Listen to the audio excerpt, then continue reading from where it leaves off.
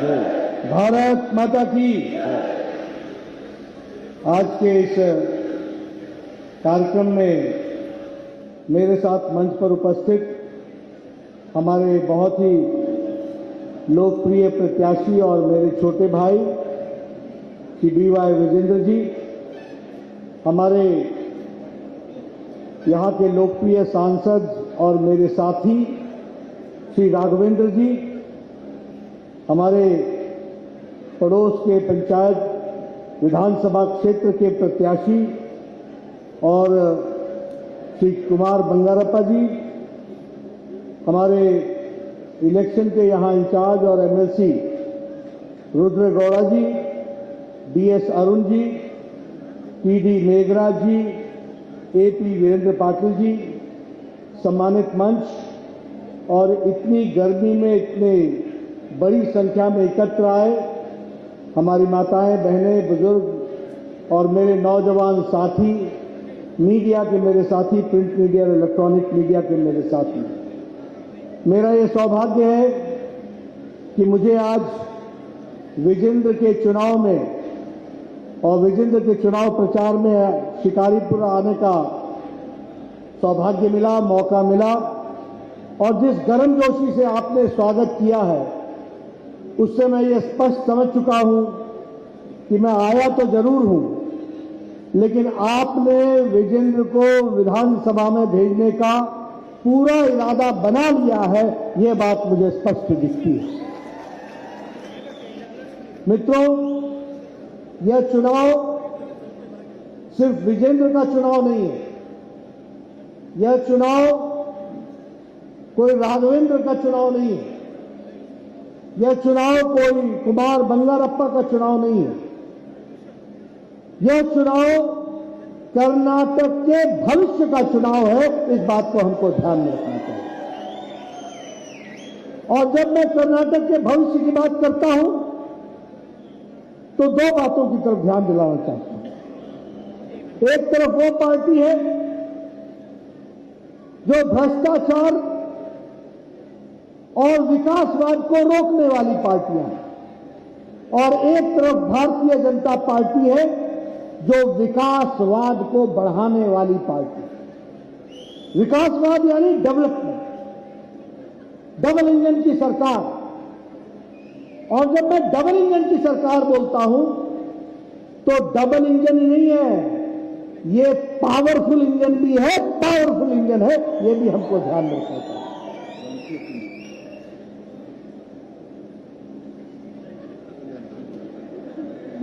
ವೇದಿಕೆ ಮೇಲೆ ಇರತಕ್ಕಂತ ಎಲ್ಲ ಗಣ್ಯರೇ, ಈ ಬಿಸಿಲಿನಲ್ಲೂ ಕೂಡ ಇಷ್ಟೊಂದು ದೊಡ್ಡ ಸಂಖ್ಯೆಯಲ್ಲಿ ಸೇರಿರ್ತಕ್ಕಂಥ ಶಿಕಾರ್ಪುರದ ಎಲ್ಲ ಬಂಧು ಭಗಿನಿಯರೇ, ಈ ಚುನಾವಣೆ ಕೇವಲ ಶಿಕಾರಿಪುರದ ಚುನಾವಣೆ ಅಲ್ಲ, ಇಡೀ ರಾಜ್ಯದ ಭವಿಷ್ಯದ ಚುನಾವಣೆ ಈ ಸಂದರ್ಭದಲ್ಲಿ ನಡೀತಾ ಇದೆ।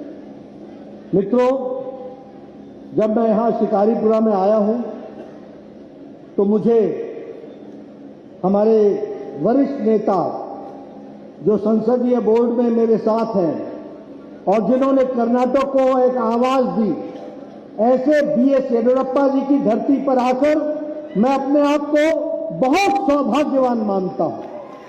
ನಾನು ಈ ಶಿಕಾರ್ಪುರಕ್ಕೆ ಬಂದಂತ ಸಂದರ್ಭದೊಳಗೆ ಅತ್ಯಂತ ಸೌಭಾಗ್ಯವಂತ ಅಂತ ಹೇಳಿ ನಾನು ಭಾವಿಸ್ತೇನೆ।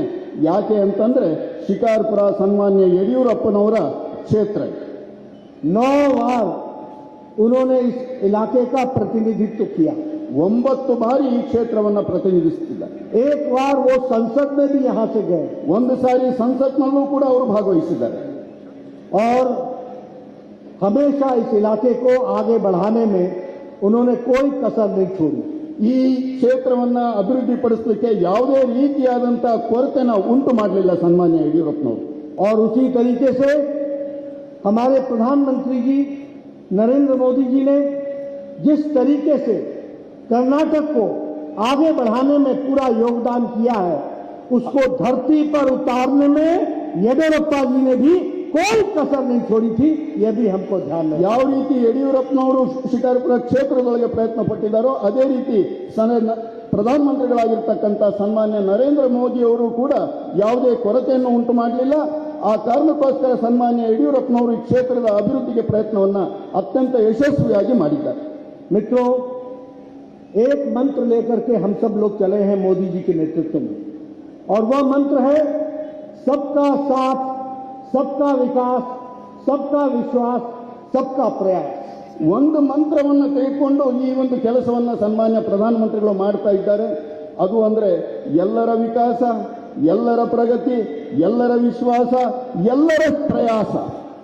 मित्रों, जब मैं ये कहता हूं कि सबका साथ, सबका विकास, सबका विश्वास, सबका प्रयास, तो समाज के सभी वर्गों को ताकत मिले, समाज के सभी वर्ग आगे बढ़े, सभी क्षेत्र कर्नाटक के आगे बढ़े, सभी क्षेत्रों में विकास की बौछार हो और सभी क्षेत्र में विकास का मीठा फल पहुंच सके, इस बात को हम लोगों ने प्रयास किया है.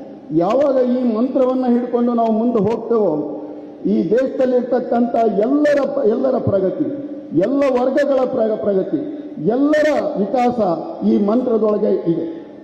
मुझे खुशी है कि आज जब मैं कर्नाटक आ रहा हूं तो कर्नाटक में महिला सम्मान के लिए, इज्जत घर बनाने का, शौचालय बनाने का, स्वच्छता अभियान को जमीन तक ले जाने के लिए जो प्रयास प्रधानमंत्री जी ने किया, उस प्रयास के तहत जहां 4 करोड़ शौचालय सारे देश में बने, वहां 46 लाख शौचालय कर्नाटक में हमारी बहनों को इज्जत घर देने का काम किया और येडियुरप्पा जी ने उसको धरती पर उतारने का काम किया.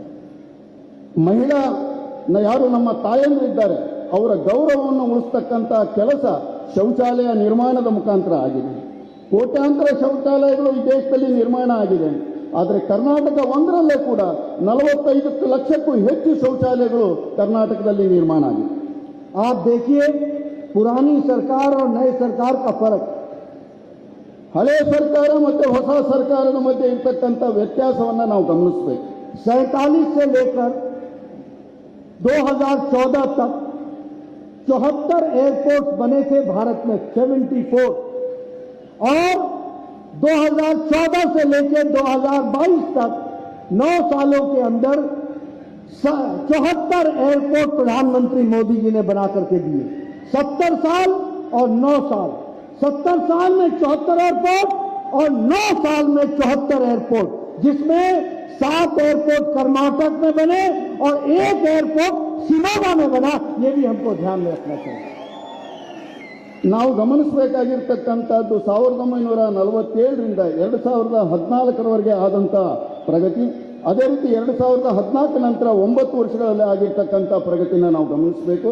ಅದಕ್ಕೊಂದು ಉದಾಹರಣೆ ಅಂತಂದ್ರೆ 47ರಿಂದ 2014ರವರೆಗೆ ಈ ದೇಶದೊಳಗೆ ಇದ್ದಂಥ 74 ಏನು ಏರ್ಪೋರ್ಟ್ಗಳಿದ್ದು ಈಗ ಆಗಿರ್ತಕ್ಕಂಥ ಏರ್ಪೋರ್ಟ್ಗಳು, ವಿಮಾನ ನಿಲ್ದಾಣಗಳನ್ನು ನಾವು ಗಮನಿಸಬೇಕು. ಅದೇ ರೀತಿ 7 ವಿಮಾನ ನಿಲ್ದಾಣಗಳು ಕರ್ನಾಟಕದೊಳಗೆ ಆಗಿದೆ 2014ರ ನಂತರ. ಅದರಲ್ಲಿ ಶಿವಮೊಗ್ಗದ ವಿಮಾನ ನಿಲ್ದಾಣ ಕೂಡ ಒಂದು. और ऑटोमोबाइल में, कार के मार्केट में, कार की मार्केट का मतलब होता है कि लोगों के जेब में पैसा होता है तभी कार खरीदते हैं. आज दुनिया में भारत तीसरे नंबर का ऑटोमोबाइल मार्केट बन गया है और जापान को पिछाड़ करके अब हमारे आगे सिर्फ अमेरिका और चाइना रह गए, बाकी इंडिया तीसरे नंबर पर आकर के पहुंच गया. ನಾವು ಗಮನಿಸಬೇಕಾಗಿರ್ತಕ್ಕಂಥದ್ದು ಆಟೋಮೊಬೈಲ್ ಇಂಡಸ್ಟ್ರಿನ ನಾವು ಕೈಗಾರಿಕೆನ ನಾವು ಗಮನಿಸಬೇಕಾಗಿದೆ. ಈಗ ಕಾರಿನ ಉತ್ಪಾದನೆಯಲ್ಲಿ ನಾವು ಜಪಾನ್ಗೆ ಹಿಂದಕ್ಕೆ ಹಾಕಿದ್ದೇವೆ. ನಿಜ, ಚೈನಾ ಅಮೆರಿಕ ಮುಂದಿರಬಹುದು, ಆದರೆ ನಾವು ಜಪಾನ್ನಂತ ಕಾರು ಉತ್ಪಾದಕರನ್ನ ನಾವು ಹಿಂದೆ ಹಾಕಿ ಅತ್ಯಂತ ಹೆಚ್ಚು ಕಾರು ಉತ್ಪಾದನೆ ಮಾಡತಕ್ಕಂಥ ರಾಷ್ಟ್ರವಾಗಿ ಇವತ್ತಿನ ದಿನ ಬೆಳೀತಾ ಇದ್ದೇವೆ. 2014 में 92% मोबाइल बाहर से इंपोर्ट होते थे, विशेष करके चाइना से आते थे 92%. आज 97% मोबाइल भारत में बन रहा है. एप्पल की भी इंडस्ट्री अब भारत में लगी है और 97% मोबाइल अब भारत बनाने लगा है.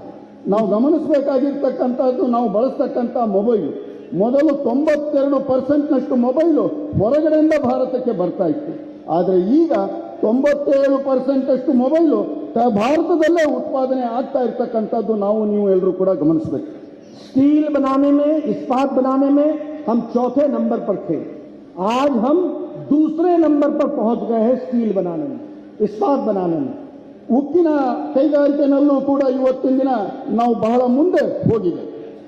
प्रति व्यक्ति 2018 में हमारी आमदनी 1,86,000 साल की थी. 1,86,000. आज 2022 में कर्नाटक में प्रति व्यक्ति आए 3,20,000 हो गया है. ये भी हमको ध्यान रखना चाहिए. ಪ್ರತಿ ವ್ಯಕ್ತಿಯ ಆದಾಯ ಕೂಡ ಜಾಸ್ತಿ ಆಗಿರ್ತಕ್ಕಂಥದ್ದು ನಾವು ನೀವು ಕೂಡ ಎಲ್ಲ ಗಮನಿಸಬೇಕಾಗುತ್ತೆ.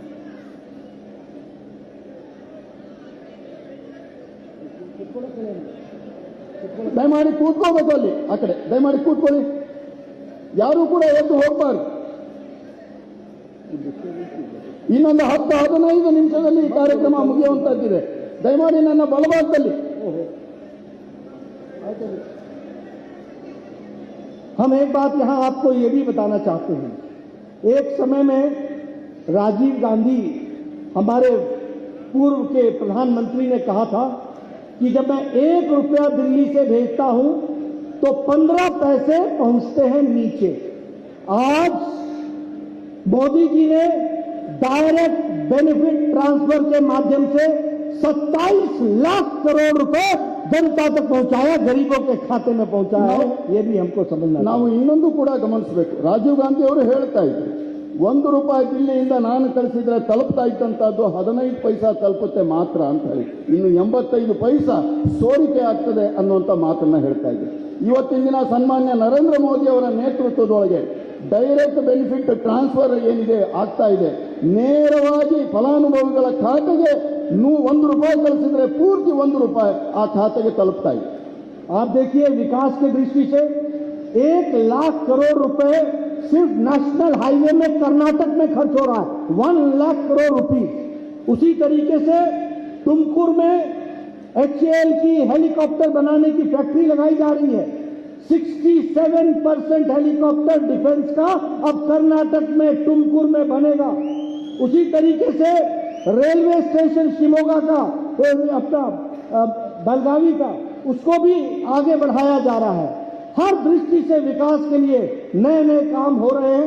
इंडस्ट्रियल कॉरिडोर बन रहा है, जो साउथ इंडिया का इंडस्ट्रियल कॉरिडोर वो भी तुमकुर में बन रहा है. वो भी विकास की एक नई कहानी कह रहा है.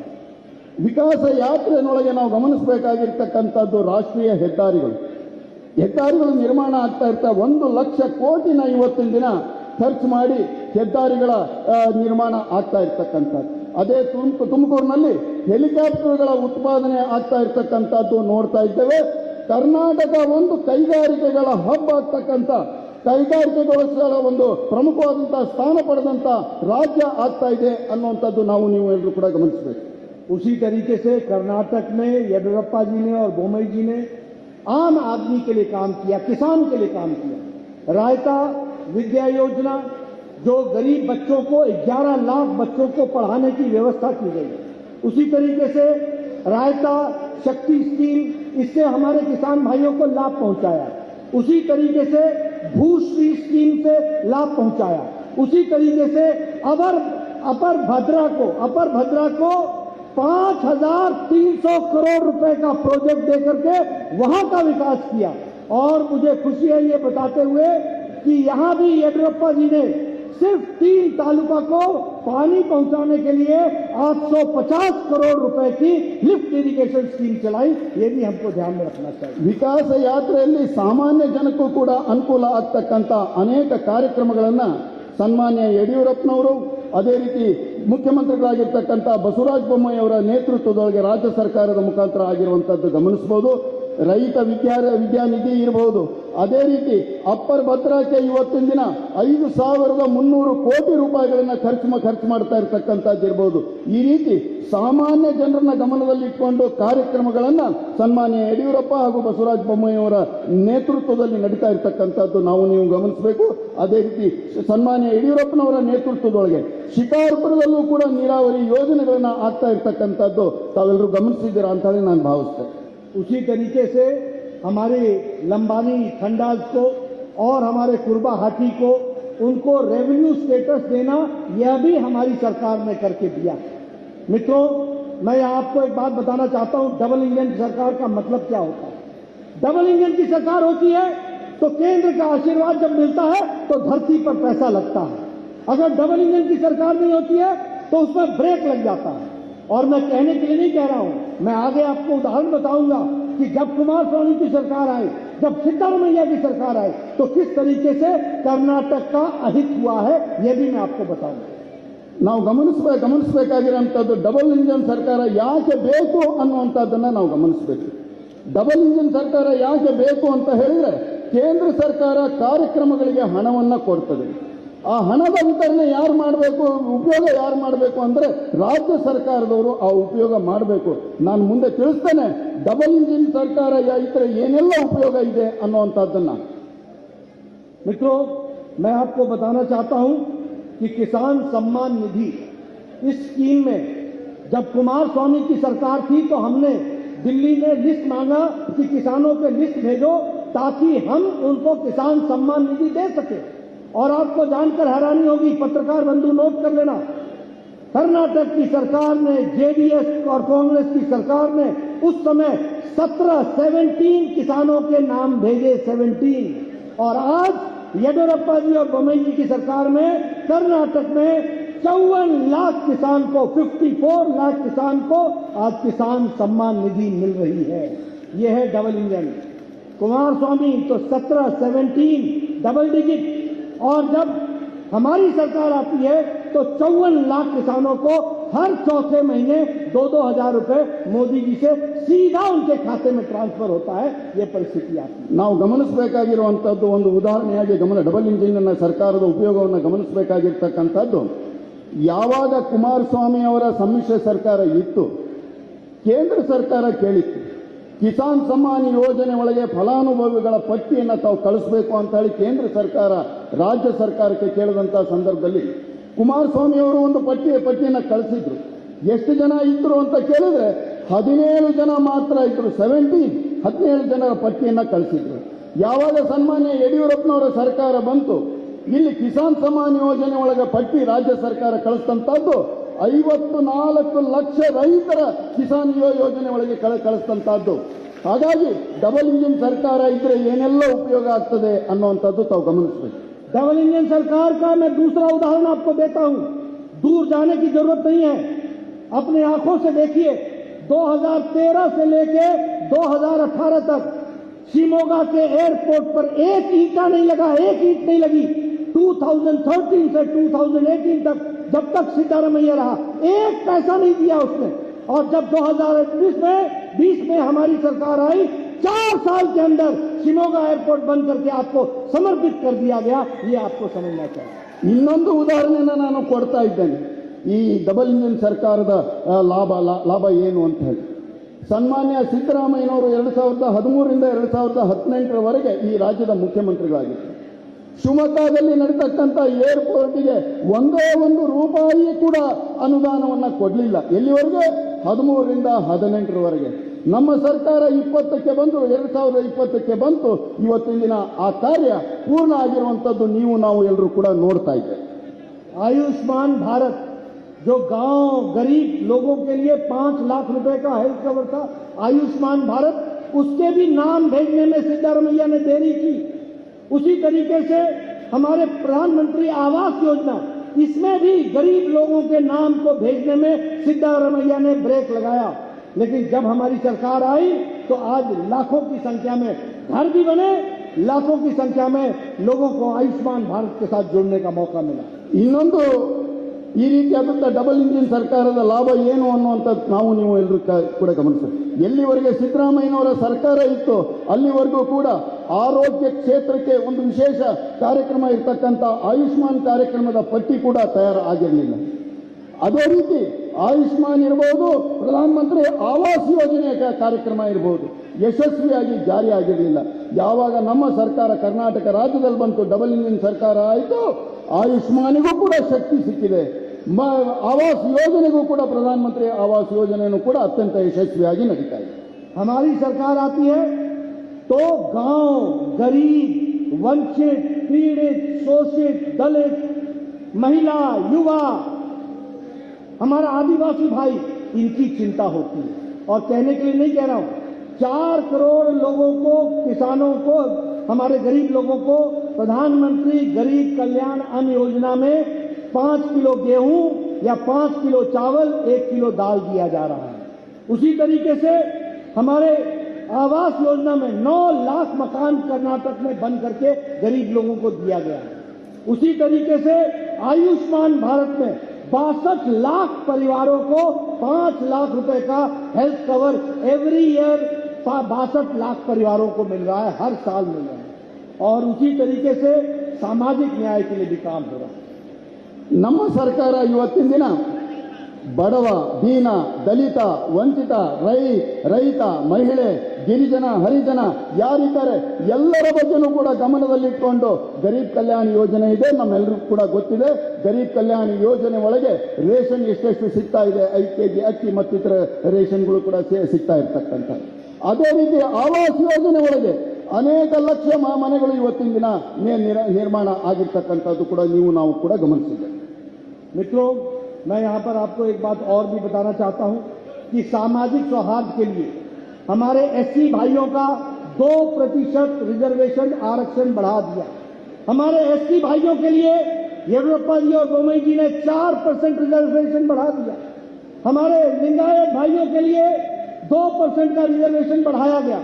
हमारे कुर्बा भाइयों के लिए 2% का रिजर्वेशन बढ़ाया गया। सामाजिक सौहार्द लाने का काम हमारी सरकार ने किया है।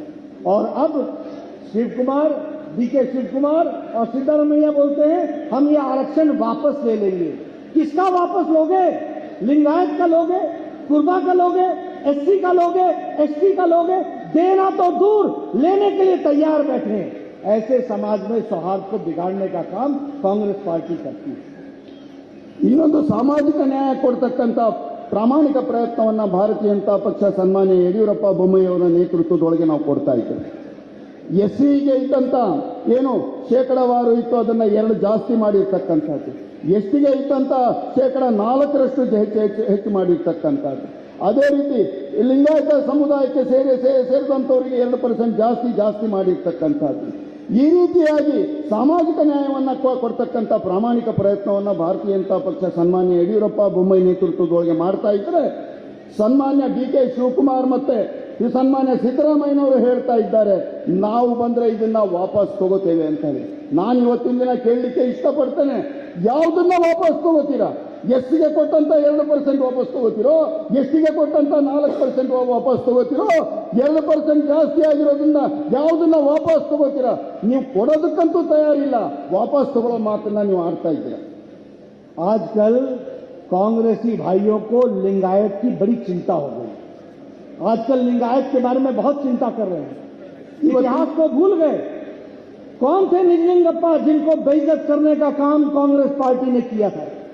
कौन थे वीरेंद्र पाटिल जिनको बेइज्जत करने का काम कांग्रेस पार्टी ने किया था?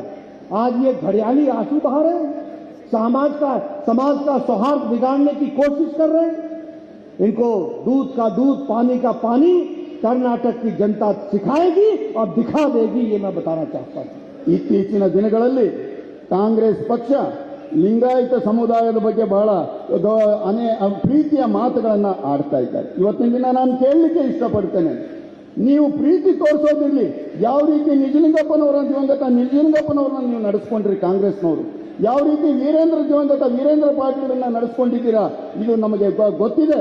ಹಾಗಾಗಿ ಈ ಮೊಸಳೆ ಸಮುದಾಯದ ಬಗ್ಗೆ ಮೊಸಳೆ ಕಣ್ಣೀರನ್ನ ಸುರಿಸುವಂತದ್ದು ಅವಶ್ಯಕತೆ ಇಲ್ಲ. ಮುಂದೆ ಬರ್ತಕ್ಕಂಥ ದಿನಗಳಲ್ಲಿ ಕರ್ನಾಟಕ ರಾಜ್ಯದ ಜನತೆ ಹಾಲು ಯಾವುದು ನೀರು ಯಾವುದು ಇದನ್ನ ಬೇರ್ಪಡಿಸುವಂತ ಕೆಲಸವನ್ನ ಅವರು ಮಾಡ್ತಾರೆ. मित्रों, भ्रष्टाचार के बारे में मैं एक बात आपको बता दूं।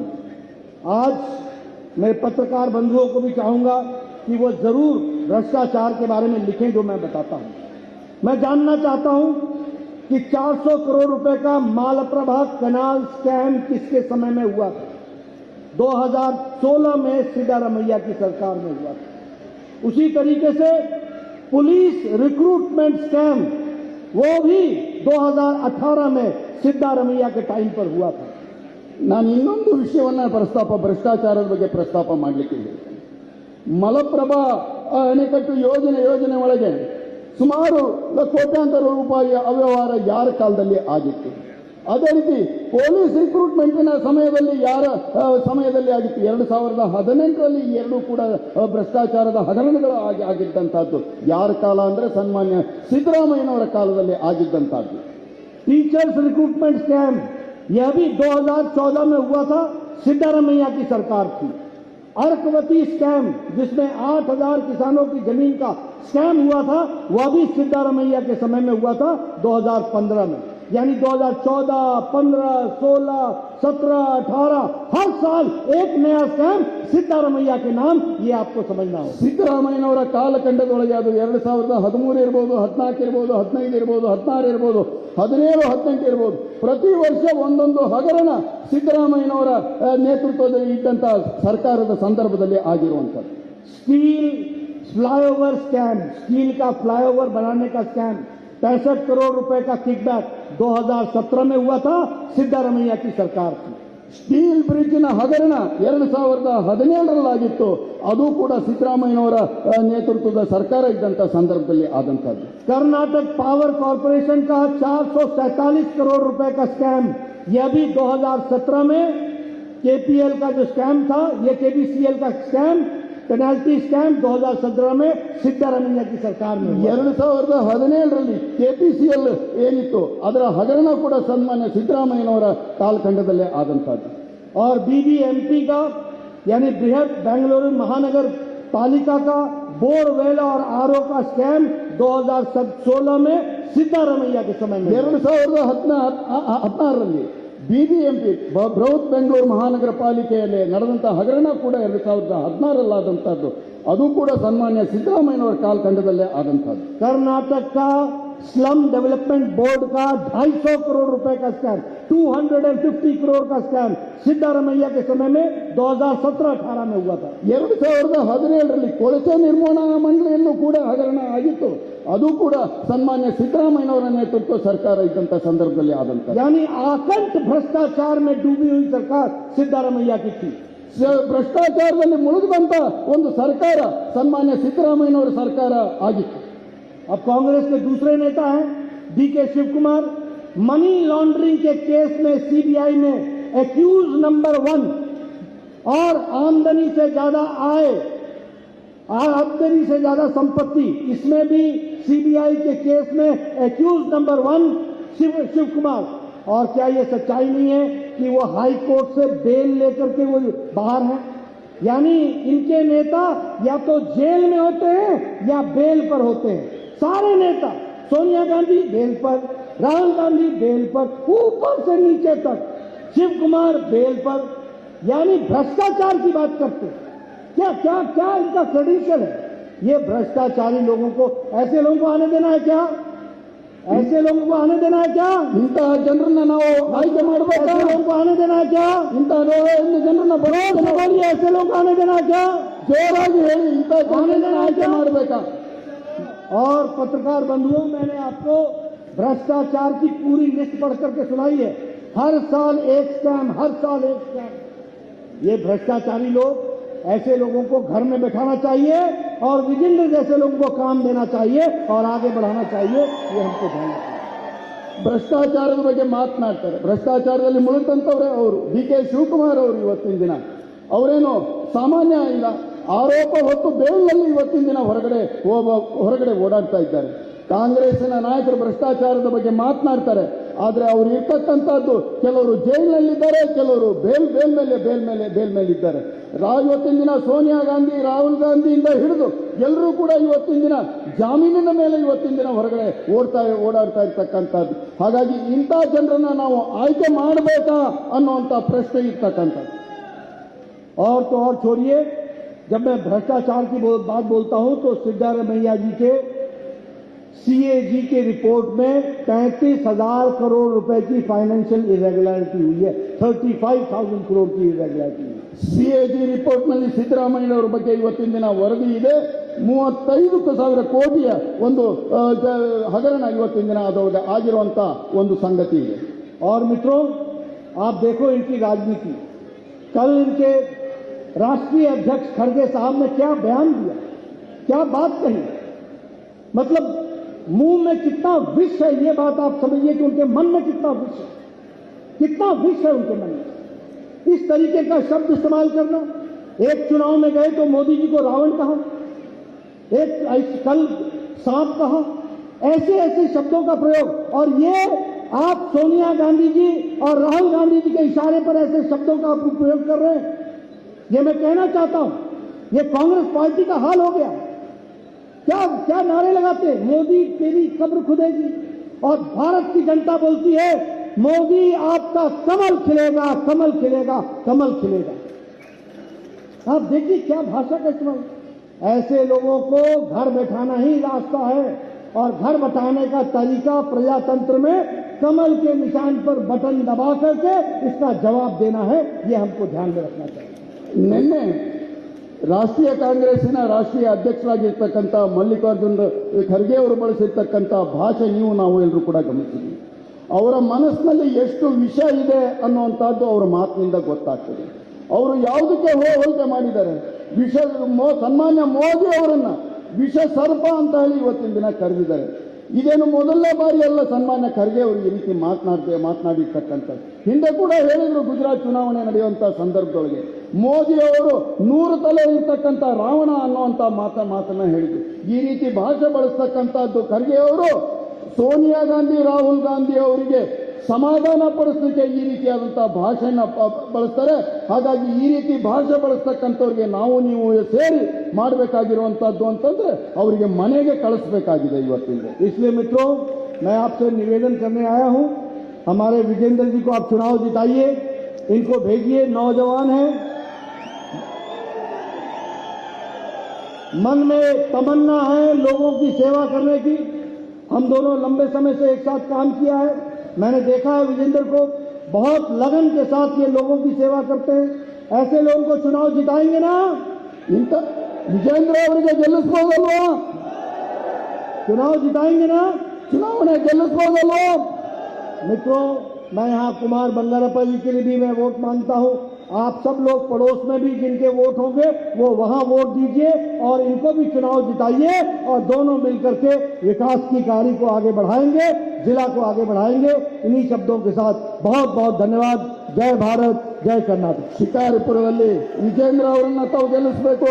ಅದೇ ರೀತಿ ಪಕ್ಕದ ಕ್ಷೇತ್ರ ಆಗಿರ್ತಕ್ಕಂಥ ಸೊರಬದಲ್ಲಿ ಕುಮಾರ್ ಬಂಗಾರಪ್ಪನವರನ್ನ ಗೆಲ್ಲಿಸೋದ್ರ ಮುಖಾಂತರ ತಾವೆಲ್ಲರೂ ಕೂಡ ಸಹಕಾರ ಕೊಡಬೇಕು ಅನ್ನುವಂಥ ವಿನಂತಿನ ಮಾಡಿ ನನ್ನ ಮಾತನ್ನ ನಾನು ಮುಗಿಸ್ತಾ ಇದ್ದೀನಿ. ಸುದೀರ್ಘವಾಗಿ ಶಿಕಾರಿಪುರ ತಾಲೂಕಿನ ವಿಧಾನಸಭಾ ಕ್ಷೇತ್ರದ ಅಭ್ಯರ್ಥಿಯಾದ